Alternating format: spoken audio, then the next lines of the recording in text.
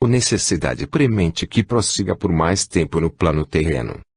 Manuel Filomeno de Miranda é-nos particularmente querido, por afinidades de trabalhos, de interesses comuns e pelo amparo e orientação que dele temos recebido como aluna, que nos consideramos, das primeiras letras. Ele é o patrono das atividades que realizamos sobre mediunidade e obsessão, desobsessão. 13. O Máscara de Ferro. Até onde vai a minha lembrança, eu sempre detectava a presença de uma entidade, um sacerdote romano, respeitável, com ares adversários contra mim, numa atitude agressiva, ameaçando-me, a princípio de forma educada e depois com muita rispidez, e prometendo que, se eu não seguisse as suas diretrizes, ele terminaria por me destruir. Mas eu era muito jovem para entender essas sutilezas da mediunidade.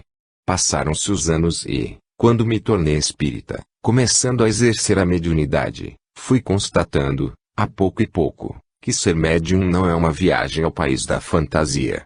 É uma tarefa muito séria e de alta responsabilidade. Nesse ínterim, a entidade começou a dar-me uma assistência negativa, pois, à medida que se passava o tempo, mais eu me afeiçoava ao contexto do espiritismo, de tal forma que a sua atuação tornou-se muito dolorosa. Nos momentos difíceis da minha vida ele esteve presente. No rol das minhas lembranças, vem-me à mente uma tentativa malograda de suicídio, quando eu contava 19 anos, por afogamento, no mar. Numa noite, eu tinha certas visões desagradáveis, então, sofri um desses fenômenos e ouvi uma voz me chamando e me hipnotizando. Dizia que a solução para mim, a única, seria destruir o corpo, porque, na terra, eu sofria muito, e, se destruísse o corpo, iria ser plenamente feliz, partiria para o mundo espiritual, onde estavam as pessoas que me amavam, aquelas que estão vinculadas a mim, e que já era tempo de me libertar dessa canga difícil, que era a vida física. Morávamos perto da praia. Eu saltei a janela e fui sendo arrastada pela indução hipnótica em direção ao mar. Era madrugada e não havia ninguém por perto. Nilson, que é muito vigilante, percebeu o que estava acontecendo e me acompanhou. Notou, quando eu me lancei mar adentro. As primeiras ondas molharam meus pés, mas eu prossegui. Até hoje eu não sei nadar. Fui entrando sob aquele fascínio, até que as ondas bateram no meu rosto, provocando-me um choque e despertando-me. Ao dar-me conta da situação, fiquei desesperado, ver-me com roupa dentro do mar, de pijama e sem saber o que havia acontecido. Nilson estava próximo, orando, porque ele conhecia a interferência divina, que nunca falta. Nesse exato momento, quando ele me viu a debater e gritar, atirou-se às ondas e me resgatou, trazendo-me para a praia. Quando eu ia saindo das águas, amparado por ele, vi a entidade, com aspecto dominador, dizendo que me mataria. Não adiantava recalcitrar, ou eu abandonava o meu compromisso recebido com o espiritismo ou ele me destruiria. Repetia que eu tinha deveres para com a sua antiga doutrina e que a estava conspurcando, que o meu labor era com a religião tradicional, que não tinha o direito de me desviar dela, fosse qual fosse a justificativa. Passaram-se os anos. Aquele foi um período amargo da minha vida, o dos testemunhos. Esse espírito criou-me injunções, as mais dolorosas. Uma delas ocorreu à época em que eu ainda estudava. Sempre tive muita vontade de estudar e havia feito o chamado artigo 100, que corresponderia hoje ao supletivo do 1º grau, e estava preparando-me para fazer o supletivo do 2º grau, que naquele tempo se chamava artigo 91. Em certa ocasião, quando eu ia a uma aula, depois do expediente Nipase, caminhava tranquilamente pela Rua da Misericórdia, que é muito movimentada, quando alguém, subitamente, me puxou pelas costas. Voltei-me, julgando ser um colega. Recebi um golpe, um murro no rosto, que me lançou sobre uma vitrine de uma joalheria, provocando um certo pânico e um grande susto. Juntaram-se algumas pessoas, eu tive uns cortês, mas, quando caí, depois que me voltei de frente para o agressor, ele disse: "Perdoe-me, desculpe-me. Eu tive a impressão de que você era o indivíduo que anda perturbando a paz de minha mulher e quis puni-lo. Você me desculpe." Houve uma confusão momentânea, e enquanto alguém me ajudava a levantar, no meio daqueles rostos, eu vi. Como de outras oportunidades, ameaçou-me: "Vou humilhar-te de tal forma, tantas vezes, que não terás outra alternativa, senão a de se render, ou te matarei. Eu residia muito distante do centro da cidade, e sempre me sugestionei que qualquer coisa que me sucedesse a minha primeira providência seria a de voltar para casa, imediatamente. Como é natural, fiquei muito aturdido, desembaracei-me das pessoas, enxuguei o rosto com o lenço e saí. Desci uma rua do Pelourinho, em direção da Cidade Baixa, mas estava tão atordoado que me perdi, e, por passar seguidamente pela porta onde um amigo tinha uma loja de calçados, este me viu e notou a minha palidez. Chamou-me, conversou comigo, e, só nesta hora, voltei à normalidade, seguindo, então, para casa.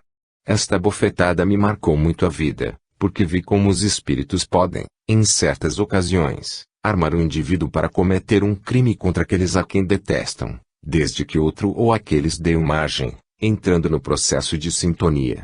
Eu orava, tinha a vida normal de uma pessoa que procura manter a dignidade, já trabalhava na mediunidade, na pregação, mas isto lhe assolava, cada vez mais, o ódio.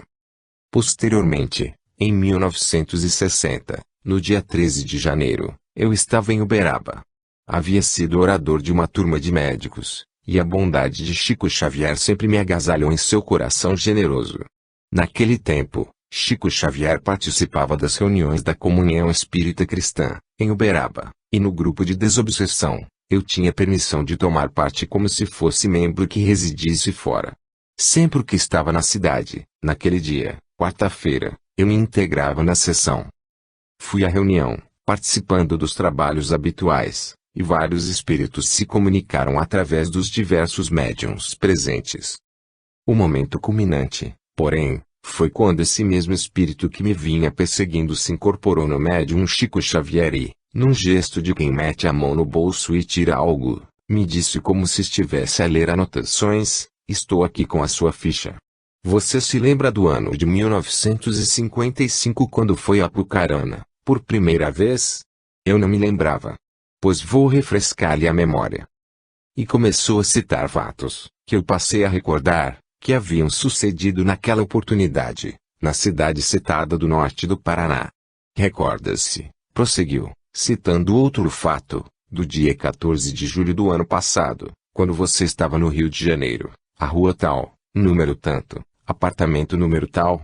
Eu me recordei de um incidente muito desagradável, quando uma pessoa que estava dialogando comigo, sem qualquer motivo aparente, foi tomada de cólera e provocou uma discussão, que eu procurei não dar prosseguimento, sofrendo então uma agressão de forma tão inesperada, que me chocou profundamente.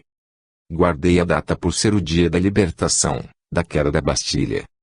A pessoa foi investindo contra mim, enquanto eu fui recuando até a janela da sala, já não havendo mais para onde afastar-me, sentindo nos olhos da criatura como ela estava possessa, com desejo de atirar-me de lá de cima. Era o 12º andar do edifício. Com muita habilidade, em silêncio, eu fui saindo daí, desviando-me, e evadi-me do lugar, permanecendo com aquela impressão terrível, que por pouco não me prejudicou a conferência nessa noite, no Colégio Militar, na Tijuca. O espírito dizia com rudeza: "Fui eu quem incorporou essa pessoa para destruir-lhe a vida. Eu sei que não destruirei, mas aniquilarei o seu corpo e ficará do nosso lado. Eu venho hoje aqui para termos um acerto." O que é impressionante, e grave, é que o espírito falava com autoridade sobre mim. Apesar do ódio que ele destilava, eu sentia respeito e consideração, não experimentando rancor. "Você se comprometeu conosco", afirmava, exaltado a chamada igreja militante, para engrossar as fileiras do clero, quando retornasse à terra, e trai-nos vergonhosamente, indo participar de uma doutrina abjeta. Passou a atacar o espiritismo com muita nobreza de linguagem, mas com muita agressividade emocional, utilizando-se de sofismas muito bem construídos, tais como: "A minha reação contra o espiritismo tem fundamento, porque o espiritismo está barateando a mediunidade, o carisma, a graça, o dom, deixando que esta concessão seja colocada no ridículo de um populacho incapaz de a compreender." Eu retruquei, algo tímido: "Meu irmão, o senhor é a maior prova da legitimidade, da justeza do fenômeno espírita, porque o senhor está incorporado num médium, conversando comigo." Este manequim de quem me utilizo, respondeu, prontamente traço, é um instrumento dócil, ele tem feito jus a ser veículo dos espíritos, porém, o espiritismo barateia a mediunidade. Como você consideraria, se eu, um sacerdote da respeitável religião, fosse um picadeiro de circo para distribuir a sagrada Eucaristia, entre palhaços, feras e o povo que aí foi para divertir-se? A Eucaristia, para nós, é o momento culminante da união com Deus. Como os senhores, os espíritas, podem atrever-se a apresentar esta Eucaristia no circo das misérias humanas? Bem se vê que era um sofisma, mas, aparentemente, muito bem colocado, porque nós não barateamos a mediunidade, nós não a vulgarizamos, apenas repetimos Jesus, trazemos o fenômeno mediúnico, ou melhor, explicamos o fenômeno mediúnico a fim de facilitar as pessoas a se encontrarem consigo mesmas. Ao mesmo tempo, é a prova robusta da imortalidade da alma, preconizada por todas as religiões. Todavia, ele usou de um outro argumento, quando o Espiritismo apareceu. A Igreja Romana podia ser comparada a um holofote que projetava a imensa claridade no céu enquanto ele era uma talisca de fósforo acesa que se abria na treva, incapaz de competir com o poder e a opulência da Igreja. Que vemos agora? Observamos que o Espiritismo se transforma em uma constelação de astros a iluminar os seus e a Igreja vai apagando a sua claridade. Mas, meu irmão, a culpa não é do Espiritismo, o Senhor me desculpe.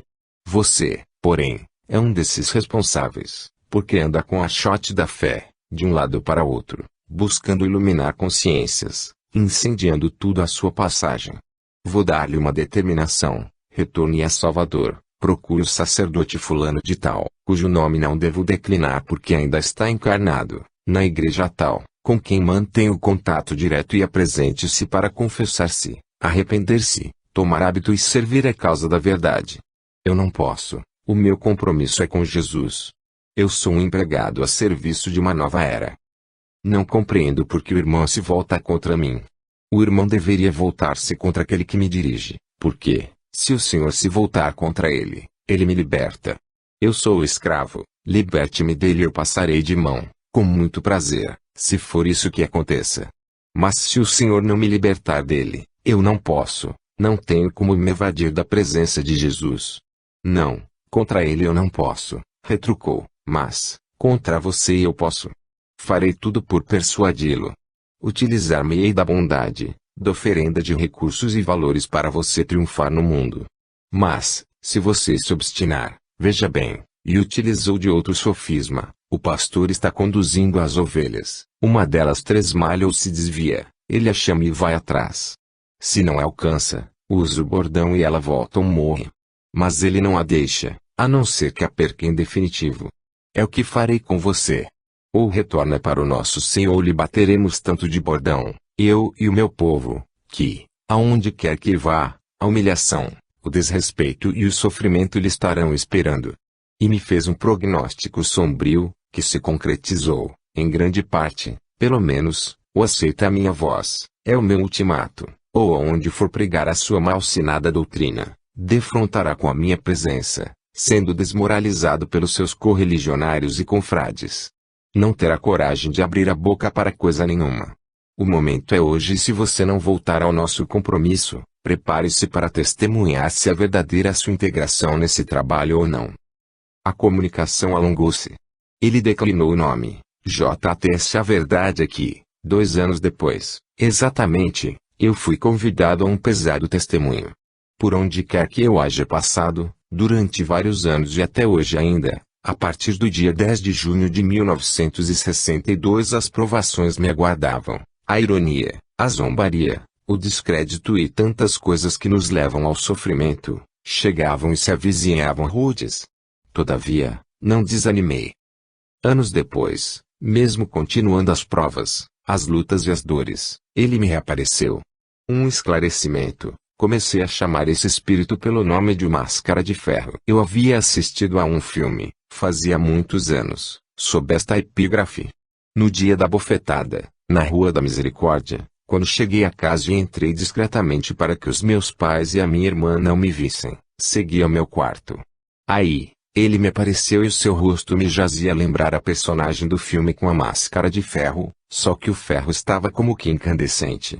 Aquilo me impressionou de forma tal, que eu, jovem ainda, com algum atavismo clericalista, ajoelhei-me aos seus pés e lhe pedi perdão. O Senhor me odeia tanto, disse-lhe, que deve ter um motivo muito forte para isto, então, perdoe-me. Dê-me uma oportunidade de reparação, eu já não sou aquela mesma pessoa.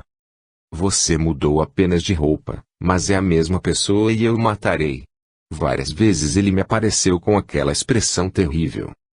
Anos depois, por volta de 1976, portanto, quase 30 anos de combate diário, de assistência quase diária, ele retornou e falou-me: vou deixá-lo por um período. Você não me convence, porque eu o conheço, sei das suas dívidas, mas você me venceu, temporariamente, pela paciência, pela humildade, pela abnegação, pelo trabalho que vem desenvolvendo na sua comunidade e em si mesmo. Eu fiquei muito feliz, é claro. Passaram-se os anos. Certo dia, em circunstância muito dolorosa, chegou à mansão do caminho uma criança, e, como era natural, nós estávamos impossibilitados de receber novos candidatos por falta de espaço e de recursos. Vendo a criança num tal estado de abandono, de debilidade orgânica, de sofrimento e miséria, comovi-me e me lembrei de Jesus. Perguntei-me, mentalmente, como faria Jesus em uma circunstância destas? A consciência me disse que ele a receberia. Foi o que eu fiz. Imediatamente convocamos os nossos colaboradores residentes e a criança foi encaminhada a uma das casas. Nesta noite, apareceu-me aquele espírito e me informou, emocionado: agora você me convenceu.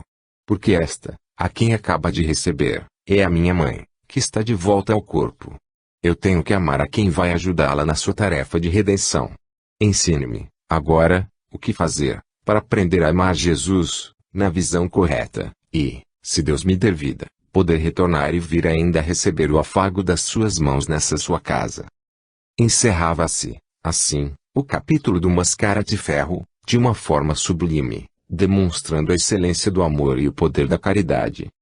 Ele continua aparecendo-me, hoje, menos hostil, quase afável, já participa das nossas reuniões doutrinárias e mediúnicas, e, de vez em quando, traz outros correligionários, outros companheiros que têm o mesmo problema, para receberem ajuda em nossa casa. Ser médium não é uma viagem ao país da fantasia, menciona Divaldo.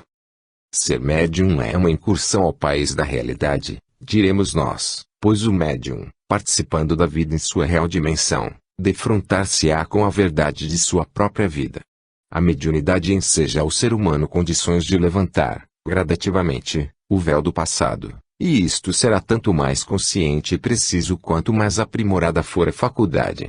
Divaldo Franco acostumou-se, de cedo, a conviver com os habitantes do mundo espiritual, tanto quanto relaciona-se com os do plano físico.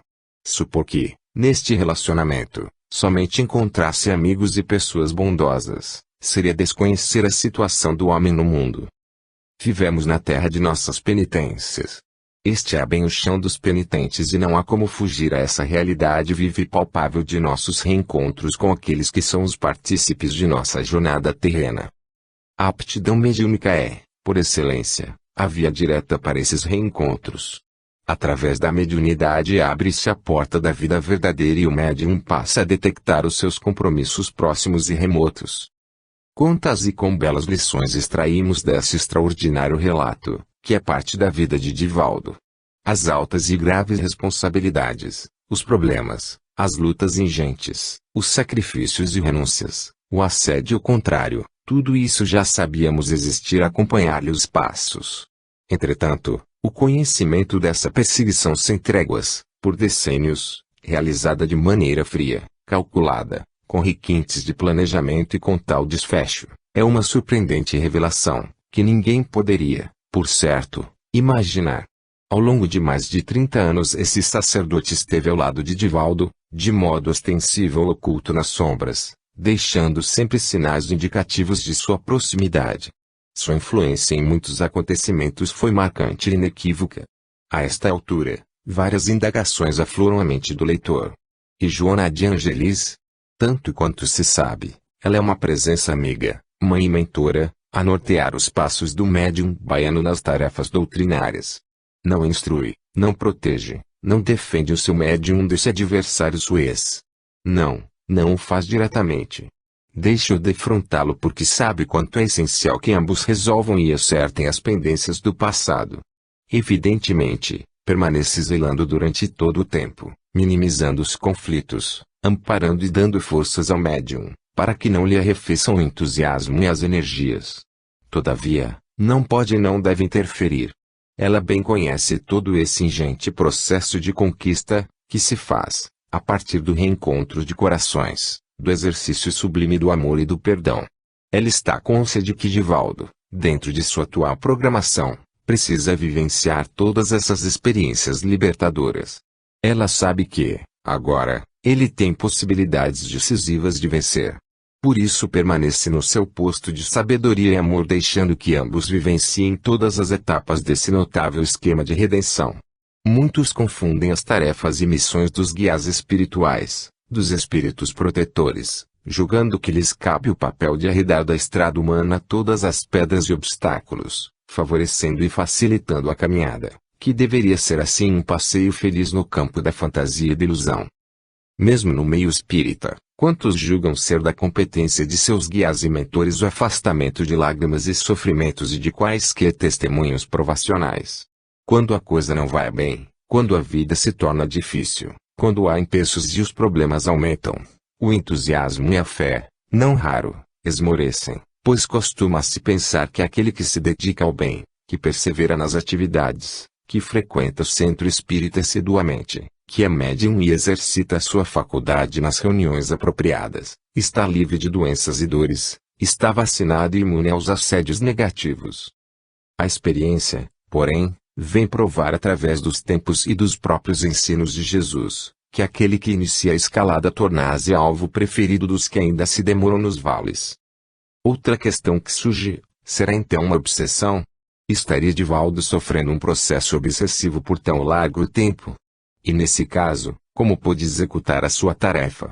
Allan Kardec define, em O Livro dos Médiuns, capítulo 23, item 237, o que é a obsessão. É o domínio que alguns espíritos logram adquirir sobre certas pessoas.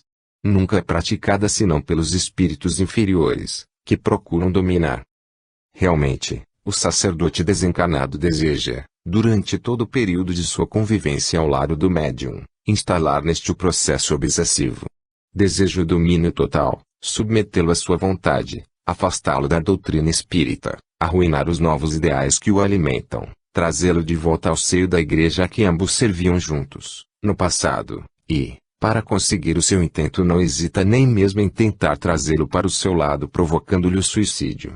A cada tentativa de implantar em definitivo a sua onda mental no cérebro de seu desafeto a fim de teleguiá-lo, a cada investida dramática e dolorosa para derrubá-lo, este escapa-lhe das mãos, fortalecido por um labor incansável no bem, sustentado pelas luzes que o Espiritismo propicia, aquecido e alimentado por uma fé vibrante e segura, que ele próprio, um dia, em memorável comunicação, denominou de achote da fé.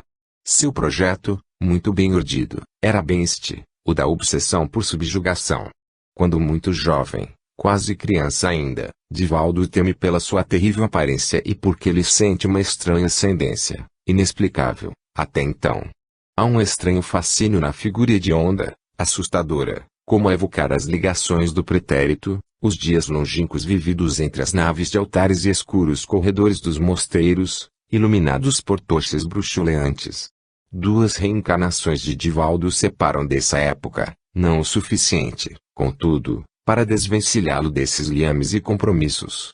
A obsessão no seu aspecto mais grave era, portanto, parte do plano desse temível adversário, cuja brilhante inteligência e vasta bagagem cultural facilitavam a execução. Essa perseguição constante e prolongada apresenta uma perspectiva nova e interessante no estudo das relações entre os encarnados e os desencarnados. Pelas suas características peculiares não pode, a rigor, ser classificada como obsessão, embora em alguns lances o algoz quase realize o seu intento. Há obsessor, mas não existe obsidiado, dentro dos parâmetros comuns ao processo obsessivo, que pressupõe a sintonia mental plenamente identificada. Nos primeiros tempos, como no caso do quase suicídio no mar, inexperiente e pouco conhecedor da doutrina e da mediunidade, Divaldo teve momentos de cessão, de passividade ante o comando mental que o constringia. A mentora permite, a fim de fortalecê-lo, qual ocorre com os metais preciosos, que se embelezam, após a moldagem sob altas temperaturas em que são fundidos. Posteriormente, já amadurecido e tarimbado na vivência mediúnica, não mais se deixa influenciar, o que vai acirrar o ânimo do perseguidor que realiza investidas e agressões cada vez mais dolorosas, objetivando atingi-lo através de terceiros. O quase suicídio. O trecho inicial da narrativa sobre o Máscara de Ferro é também o mais chocante e pungente. Jovem, inexperiente, desconhecendo a complexidade dos processos obsessórios, carregando no imudalmo traumático suicídio de sua irmã Nair, o médium é quase levado também ao autoextermínio. O fato inicia-se com algumas visões, durante a noite, provocadas pelo adversário espiritual, que se utiliza da hipnose, tentando assumir o comando da mente de Divaldo. É um momento dramático este. Pode-se imaginá-lo, frágil e quase indefeso, vulnerável, de certa forma, pelas matrizes do passado, deixando-se, por momentos, dominar mentalmente e obedecendo a comando que o oprime. Assim, levanta-se do leito, salta a janela e caminha para o mar. Nos ouvidos, no cérebro, repercute a voz persuasiva indicando a morte como o melhor caminho e solução para todos os problemas. Em madrugada, a praia está absolutamente deserta e ninguém poderia salvá-lo. Molha os pés nas primeiras ondas a se quebrarem ao seu encontro, porém continua andando, mar adentro, atendendo à voz hipnótica. Está escuro ainda e a água fria a envolvê-lo não desperta. Avança um pouco mais, quando, providencialmente, as ondas molham o seu rosto, provocando-lhe um choque que o desperta afinal. Retoma o comando mental e, guiado pelo instinto de sobrevivência, entra em desespero. Está no mar, em plena noite escura e não sabe nadar. A agonia da situação é terrível e não entende, de pronto, como veio parar ali. Mas, a misericórdia divina vela e protege. Nilson, o amigo, o irmão, o pai, o anjo bom, está por perto. Vigia e ora, na certeza que a espiritualidade maior não desampara. Chegado o instante preciso atira-se às águas e resgata a quase vítima. Já, na praia, Divaldo vê. Dominador, frio, obstinado em seus propósitos, por pouco não consegue consumar o trágico plano. Ameaçando de morte, avisa-lhe que o seu compromisso com a igreja perdura. Que deve abandonar o espiritismo e ingressar de novo nas hostes religiosas a que juntos pertenceram. O episódio marca profundamente a vida do médium, alertando para a necessidade vital de uma vigilância incessante, a fim de não cair novamente nas mãos de seu perseguidor. Em O Céu e o Inferno, Allan Kardec informa que o obsessor pode levar a sua vítima ao suicídio, o que não a isentará de responsabilidade, embora com atenuantes. Quanto aos que conduzem alguém ao autoextermínio, esses responderão como por um assassínio, é o que ensina o Livro dos Espíritos.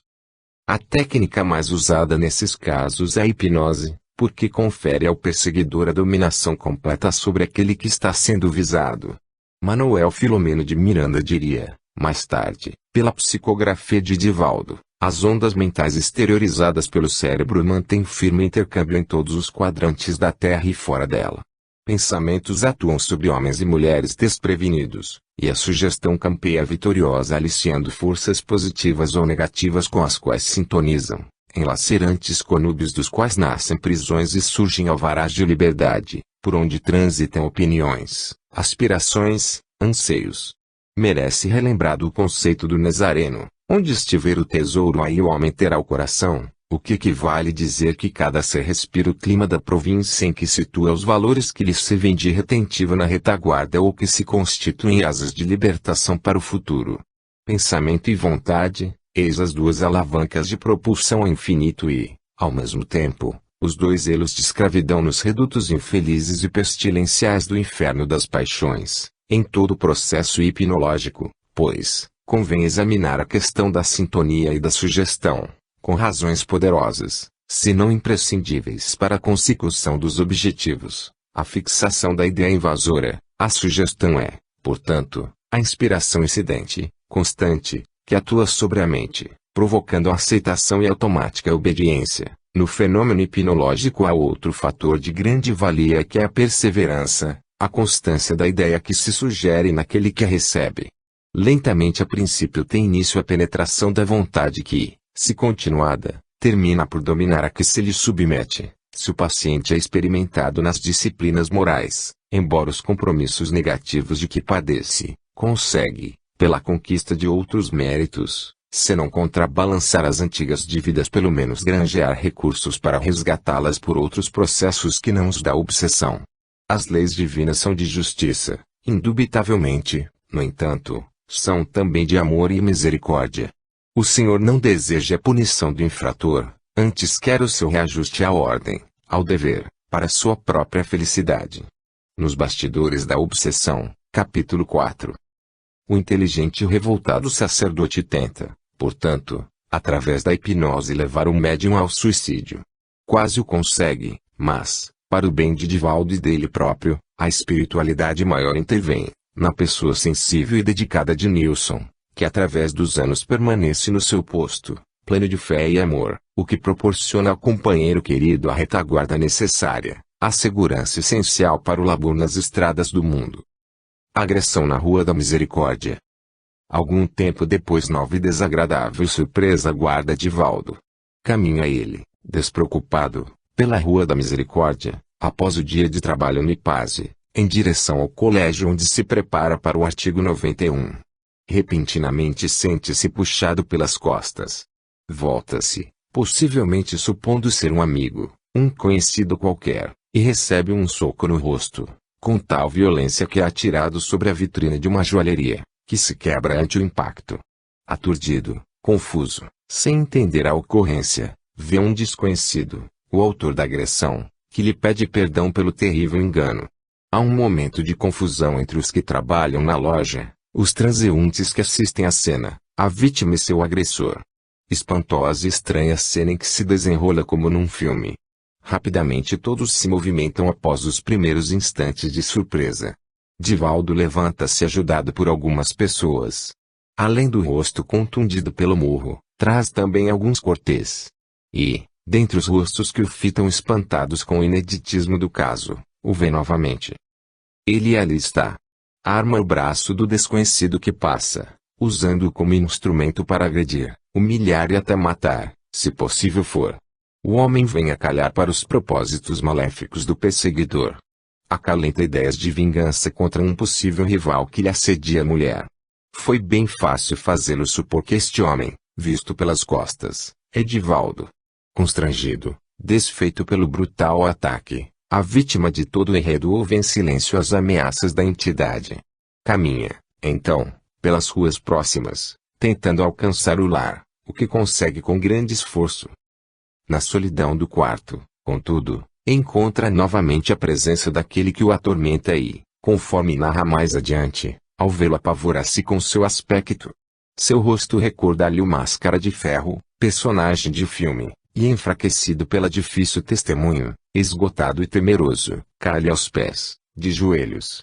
Essa postura, a par de ser um atavismo, representa, principalmente, naquela hora, um gesto de humildade de quem pede perdão. E Divaldo faz, suplicante, indiferente, impermeável a qualquer pedido de clemência, o sacerdote irá intensificar as perseguições durante os anos por vindouros. A aparência dos espíritos é um assunto muito interessante, sendo abordado por Allan Kardec em suas obras. Extremamente plástico, o envoltório fluídico tem a forma que o espírito queira, dizem os instrutores espirituais, na questão 95, de O Livro dos Espíritos. Em O Livro dos Médiuns, capítulo 6, intitulado Das Manifestações Visuais, o tema é bastante detalhado pelo codificador. Conforme Zarado, o perispírito é o princípio de todas as manifestações. Como se sabe, Divaldo vê os espíritos e, especialmente nessa narrativa, é frequentemente visitado pelo seu adversário que se faz visível. Em O Livro dos Médiuns, lê-se: como pode o espírito fazer-se visível? O princípio é o mesmo de todas as manifestações, reside nas propriedades do perispírito, que pode sofrer diversas modificações, ao sabor do espírito. De que depende, para o homem, a faculdade de ver os espíritos, em estado de vigília. Depende da organização física. Reside na maior ou menor facilidade que tem o fluido do vidente para se combinar com o do espírito. Assim não basta que o espírito queira mostrar-se, é preciso também que encontre a necessária aptidão na pessoa a quem deseja fazer-se visível. Capítulo 6, item 100, 21 a 26. Nas aparições, portanto, o espírito toma a forma que deseja. Frequentemente surge com o aspecto de sua última encarnação, apresentando características pessoais que o identifiquem. Sobre este ponto, esclarece Kardec, podendo tomar todas as aparências, o espírito se apresenta sob a que melhor o faça reconhecível, se tal é o seu desejo. Assim, embora como espírito nenhum defeito corpóreo tenha, ele se mostrará estropiado, coxo, corcunda, ferido, com cicatrizes, se isso for necessário à prova de sua identidade. Frequentemente, mostram atributos característicos da elevação que alcançaram, como uma auréola, ou asas, os que possam ser tidos por anjos, ao passo que outros trazem sinais indicativos de suas ocupações terrenas. Assim, um guerreiro aparecerá com a sua armadura, um sábio com livros, um assassino com um punhal, etc. O codificador elucida, ainda, que os espíritos zombeteiros podem aparecer com chifres e garras se assim o quiserem. A aparência assumida pelo sacerdote, no caso em foco, é semelhante à do personagem de um filme, o Máscara de Ferro. É evidente que esta foi a melhor maneira encontrada por ele para amedrontar o médium. A comunicação mediúnica através de Chico Xavier. Notável, sob todos os aspectos, a comunicação mediúnica desse sacerdote, em Uberaba, através do nosso querido Chico Xavier. Em 13 de janeiro de 1960, Divaldo tem o ensejo de conversar com o seu adversário por intermédio da mediunidade do Chico. Por que conversar através de um médium, se já havia um permanente contato entre ambos? É a pergunta que surge, espontânea. É evidente que a comunicação mediúnica, neste caso, representa uma comprovação admirável de todo o sofrido relacionamento existente há vários anos.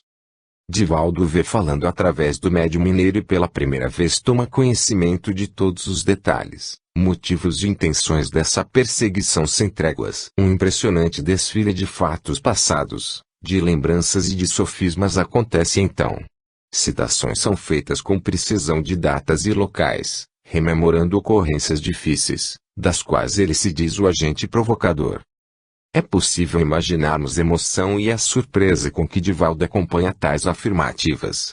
Por outro lado, não se pode deixar de reconhecer a beleza do fenômeno mediúnico que se desenrola ante seus olhos com a força da autenticidade das vibrações e liames que os unem. Ele não apenas ouve, mas igualmente o vê e lhe sente as vibrações. É o seu perseguidor implacável que, de uma vez por todas, põe as cartas na mesa. Usando um belo sofisma, afirma: o espiritismo está barateando a mediunidade, o carisma, a graça, o dom, deixando que este seja colocado no ridículo de um populacho incapaz de o compreender. Faz alusão, nas entrelinhas, de que a Igreja tem conhecimento da mediunidade e que esta deveria permanecer nos círculos restritos de iniciados, tal como é feito dentro de seus próprios muros. Que a sua propagação, ou melhor, a sua popularização a tem rebaixado. Como você consideraria, prossegue ele, se eu, um sacerdote da respeitável religião, fosse um picadeiro de circo para distribuir a sagrada Eucaristia, entre palhaços, feras e o povo que foi ali para divertir-se? A Eucaristia, para nós, é o momento culminante da união com Deus. Como senhores, os espíritas, podem atrever-se a apresentar esta Eucaristia no circo das misérias humanas? A entidade coloca a mediunidade em plano muito elevado, considerando-a um dom, uma carisma, comparável à Eucaristia.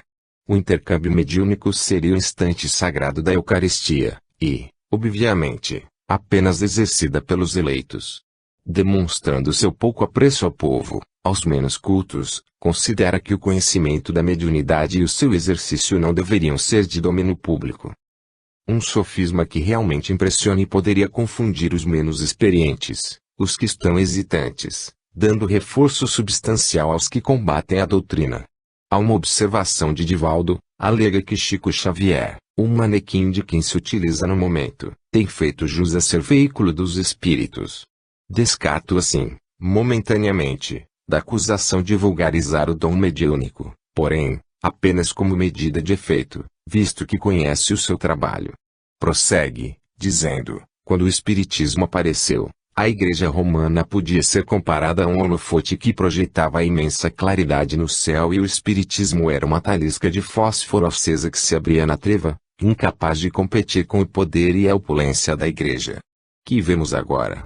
Observamos que o Espiritismo se transforma numa constelação de astros a iluminar os céus, e a Igreja vai apagando a sua claridade. Neste ponto, o sacerdote se revela. Deixa entrever o seu amargor contra a doutrina espírita.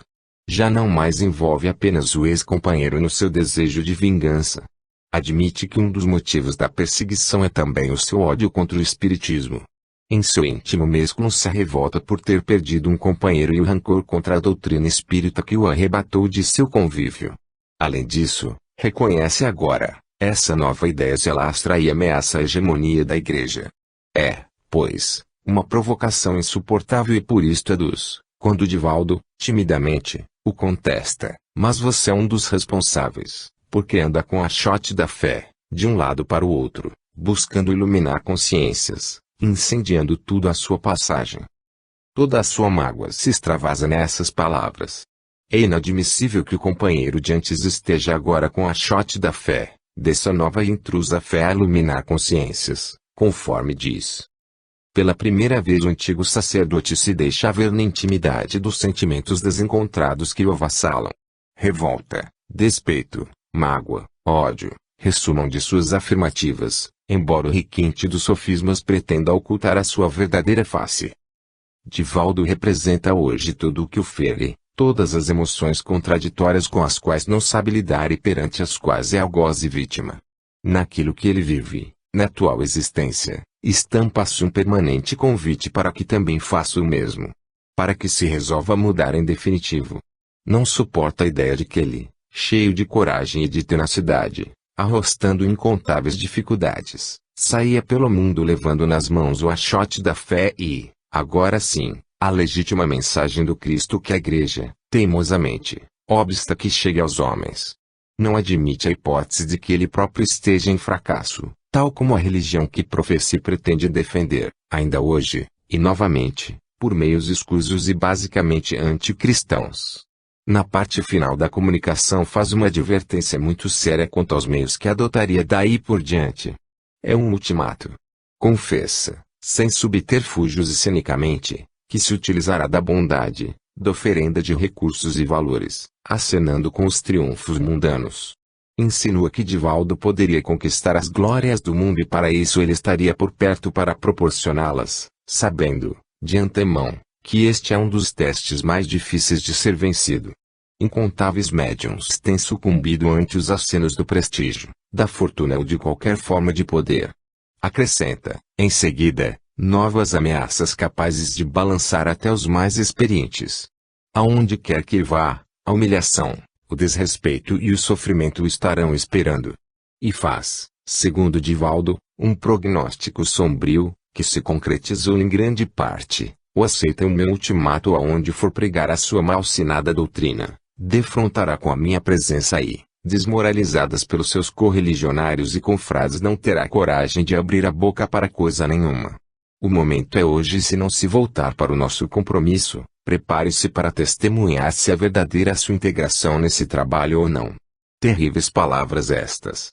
Carreadas pelo ódio varreram como um tufão os dias de Divaldo Franco. Sementes de rancor, de torpezas, de injúrias foram sendo lançadas a partir daquele momento. Caídas em terra fértil, em leiras descuidadas, em quintais abandonados, em terrenos baldios, rapidamente medraram. Corações humanos. Sentimentos frágeis, vacilantes, que apenas começam a existir, a ser, no seu sentido legítimo. Não suportam os ventos que pressagiam tempestades e estilam-se sob a inclemência do sol causticante. A maior parte tem a duração de uma flor e fenece ante os rigores do tempo. Divaldo irá verificar, dentro em breve, que a predição do espírito se torna realidade dolorosíssima. Corações, antes, amigos, afáveis, amorosos fecham-se e se distanciam, quando não se tornam agressivos. Afetos, amizades que se construíram em dias de sol radioso desmoronam ao primeiro sinal de intempérie. São nossos, todos esses sentimentos. Fazem parte de nosso ser ainda imaturo e infantil. É por essa época que Joana de Angelis, amorável benfeitora, escreve algumas de suas mais belas páginas, possivelmente endereçadas ao filho espiritual. Solidão em Jesus, fidelidade à fé, sinal de Cristo, em honra do ideal. E viverás, chorando para servir, são algumas destas mensagens e que estão enfeixadas no livro Messe de Amor, editado no ano de 1964. Este impressionante relato de Divaldo nos leva a profundas reflexões. Aí estão, numa reunião mediúnica, dois médiuns, Chico e Divaldo. Dois corações que se amam e se reencontram no labor doutrinário. Entre eles uma entidade clerical, ainda não tocada pela palavra do Cristo. É um espírito comunicante apenas, mas representa séculos de poderio e legiões de seguidores. Tem, portanto, em sua retaguarda, o apoio da instituição que defende e pela qual fala. Uma cisão no movimento espírita é o projeto ideal que ressalta de qualquer análise por mais superficial que seja. A decisão está tomada. Divaldo terá de provar se é verdadeira sua integração na fé e no trabalho que realiza. O circo para onde leva a Eucaristia ser-lhe-á a arena do sacrifício, que se consuma por longos anos. A prova final. 30 anos transcorreram desse convívio diário até o surpreendente desfecho. Um dos pontos básicos para que se consiga demover o espírito perseguidor de seus propósitos é sua vítima mostrar-se renovada e convencê-lo de suas atuais intenções. O persistente e tenaz sacerdote necessitou não somente de 3 decênios para convencer-se da legitimidade da fé e do trabalho de Divaldo, mas também, de uma prova ímpar, da qual participa com toda a carga emocional que já lhe escapa ao controle. Observa-se nesse episódio do Máscara de Ferro que a sua doutrinação não foi realizada em uma ou em várias reuniões mediúnicas, e sim, ao longo de 3 décadas de acompanhamento cotidiano. Essa riquíssima experiência do médium baiano é a mais autêntica comprovação de tudo o que o Espiritismo prega a respeito das perseguições espirituais e da imprescindível transformação interior, profunda e permanente, porque, de fato, não cessa nunca essa transformação. O próprio processo de crescimento do ser, em sua dimensão espiritual representa uma sequência constante de renovações.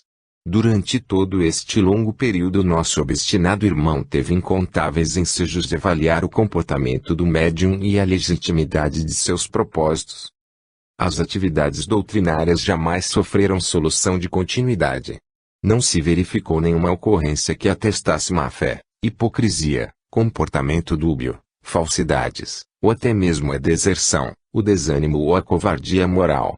Nesse longo tempo Divaldo funda o Centro Espírita Caminho da Redenção, dedica-se ao labor mediúnico, lança-se à oratória e sai pelo mundo afora a pregar a doutrina dos espíritos, portando o achote da fé para iluminar consciências, idealiza e concretiza a mansão do caminho, psicografa livros, tudo isto sob a supervisão do Máscara de Ferro que ainda não se dá por convencido. Mas, os mecanismos da justiça divina resolveriam o caso de forma definitiva. Assim, encaminham para a mansão uma criança na mais absoluta indigência. Ao vê-la, Divaldo se questiona sobre a possibilidade de acolhê-la, face às dificuldades em que viviam. Neste momento decisivo reflexiona profundamente, e fiel ao seu compromisso de vivência evangélica encontra a solução ideal no exemplo de Jesus. Recebe então a criança como mais um de seus filhos sem saber ainda a sua procedência espiritual. Mais tarde, nesse mesmo dia, ele que retorna à sua presença. Vem como outrora, mas chega visceralmente transformado. É possível que embora não aparecesse para o médium, há algum tempo, o estivesse acompanhando ocultamente para certificar-se, ainda e sempre mais, se este realmente vive tudo o que prega. Nenhum compêndio do mundo tem em suas páginas tal poder de persuasão do que o gesto de Divaldo. Nenhuma palavra, conselho, doutrinação alcançariam o resultado que a atitude daquele instante consegue. Para nós, para todos os que lerem estas páginas sobram motivos para um reflexionamento em torno desse belíssimo episódio. Divaldo resgata a nossa fé no ser humano e evidencia que a mensagem de Jesus permanece viva, pulsante, redimindo os homens e preparando o amanhã feliz que para todos nós começa agora. 14. Mediunidade e oratória.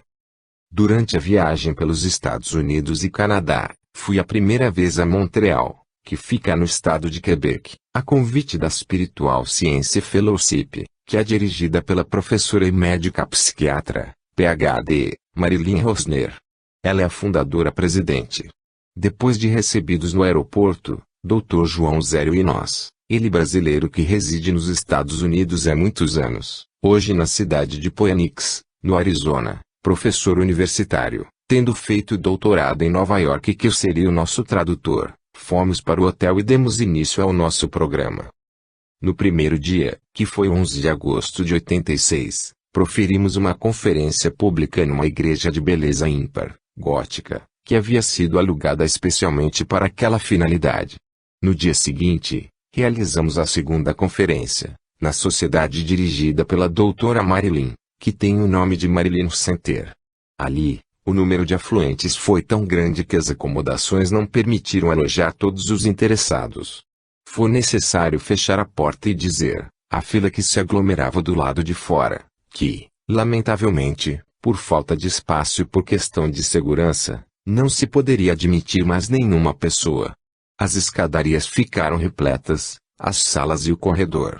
Fizemos um estudo, estilo seminário, sintetizado, do fenômeno mediúnico, porque o nosso objetivo era apresentar a Allan Kardec o conceito espírita a essas instituições que são mediunistas, acreditam na reencarnação, mas estão profundamente vinculadas ao orientalismo e às doutrinas esotéricas, shintoístas, toístas e outras.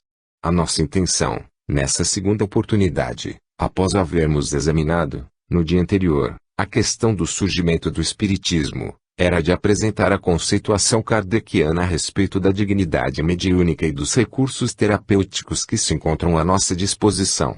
O tema que me foi sugerido era psiquiatria, loucura e obsessão, no qual a doutora Marilyn é versada, pela razão de ser uma psiquiatra Ph.D. Realizamos a conferência, com a tradução de João Zério e, ao terminarmos, para fazermos uma demonstração da terapia bioenergética, pedimos um voluntário. Levantou-se um senhor, que estava na escadaria de acesso ao segundo piso, veio até nós, sentou-se e eu comecei a aplicar-lhe passes, conforme é usual esta prática, aqui no Brasil. Quando estava terminando, Joana de Angelis me disse que eu tinha diante de mim uma personalidade que realizava um trabalho expressivo e que vinha do passado trabalhando com dignidade e verdadeira elevação.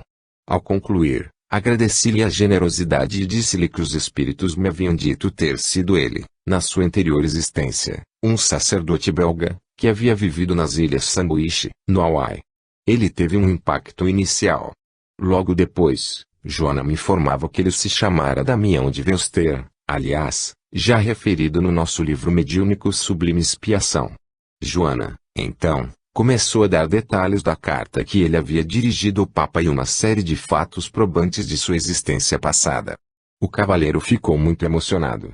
Em seguida levantou-se, e, de público, convidou a doutora Marilyn, e ambos narraram, a duas vozes, que, anos atrás, ele havia recebido esta revelação por outra fonte. E como era um homem cético resolveu fazer pesquisas a respeito. Viajou a Molokai, aonde foi sentir a legitimidade daquela informação. Os dados que havia coligido eram tão extraordinários que ele se identificou plenamente com essa realidade, o que o levou a escrever uma minuciosa biografia de Damião de Veuster, o célebre padre Damião, o leproso, e esta biografia estava semi-concluída. Agora, ele vinha ter, de uma pessoa absolutamente estranha, porque ele viera de outra cidade, exclusivamente para estar conosco, o fundamento que lhe dava a prova, sem margem de dúvidas, de que aquela informação era realidade. E mais do que isto, nas informações que eu lhe passara, Havia dados que ele não conseguira coligir e queria agora pesquisar quanto à veracidade dessas novas revelações. Ao lado disso, ele começou a perceber que, naqueles dados, ele se identificava, mais uma vez, com a emoção que havia vivido quando visitou as Ilhas Sandwich. Tão sensibilizado ficou, que nos pediu uma declaração por escrito, para colocar no livro, como respaldo à pesquisa que estava fazendo. O nome dele é Dmitry Triffiatis. Este homem é filósofo, escritor, poeta, orientalista, participa dos trabalhos do Marilyn Center, realizando uma tarefa verdadeiramente fascinante.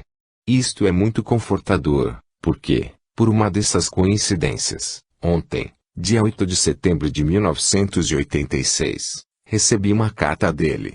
Estávamos na Mansão do Caminho, no dia atrás mencionado e, no dia seguinte, 9 de setembro, quando gravamos este depoimento, Divaldo nos mostra a carta de Dmitry Triffiatis.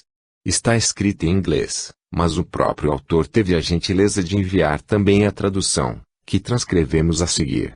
Montreal, Canadá, 22 de agosto de 1986. Senhor Divaldo Pereira Franco, Rua Barão de Cotegipe, 124 Salvador, Brasil. Querido amigo Divaldo, já lá se vão 2 semanas que tive o privilégio de o encontrar em Montreal, no Marilyn Center, onde tive a graça de conversar consigo. O nosso encontro foi para mim experiência luminosa, que eu considero o mais precioso encontro de minha vida espiritual. O seu conhecimento, a sua humanidade, a sua espiritualidade, a sua evolução constituem um bem insuperável do mais profundo amor e da mais rica compreensão de um ser compassivo e generoso. Todos aqueles que são tocados pelos dons que você possui são transformados para sempre. Fiquei sensibilizado pelo fato maravilhoso de saber que você se ocupa de tantos órfãos. Deus o abençoe e eu sei bem o que significa crescer sem a presença dos pais. Eu mesmo perdi os meus pais na minha tenra idade. Por esta razão desejo agradecer, do mais fundo do meu coração, o seu trabalho e o seu êxito monumental. Eu peço a Deus que o guarde com boa saúde e ativo, pois este mundo precisa de pessoas privilegiadas, dinâmicas, especiais como você. Com muito amor em Jesus, sou, seu irmão e admirador, Dmitry Triffiatis. Damien, PS. Tenho fé de receber notícias suas, um dia. Isto é muito interessante, porque confirma a mediunidade naquele sentido de universalidade do ensino, a que se reporta com tanta propriedade o codificador. Foi um fato comovente, as pessoas emocionaram-se até as lágrimas, demonstrando, este fato tão singular, o que havíamos falado sobre mediunidade, identificação dos espíritos, obsessões, e ali estava a ocorrência mediúnica que não deixava margem a qualquer dúvida. Este fato vem confirmar o que ocorreu, no ano passado, em St. Petersburg, na Flórida, USA. Realizávamos uma conferência para ir divulgar o espiritismo.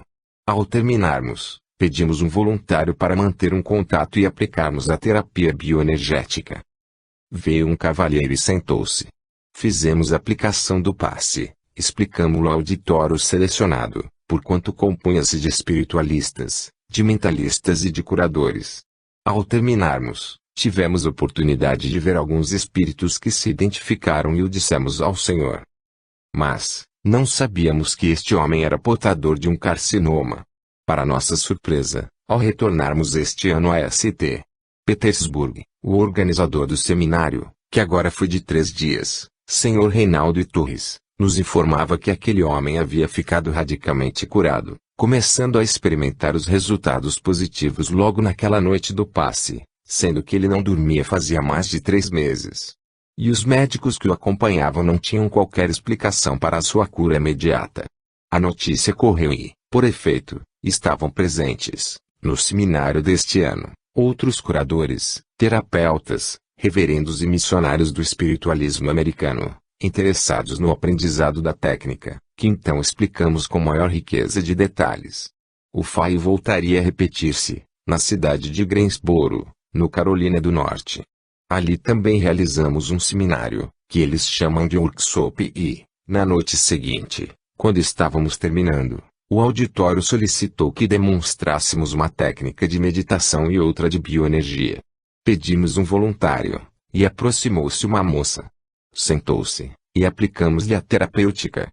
Os bons espíritos, então, nos disseram que ela estava com um problema muito sério de coluna, mas que prosseguisse com o tratamento especializado, o que lhe informamos. Apareceu-nos, nesse momento, uma entidade dizendo ser a mãe dela, o que lhe provocou uma grande emoção. Ao terminarmos, ela confirmou que estava em tratamento de coluna, razão pela qual se prontificara para a experiência. Disse mais: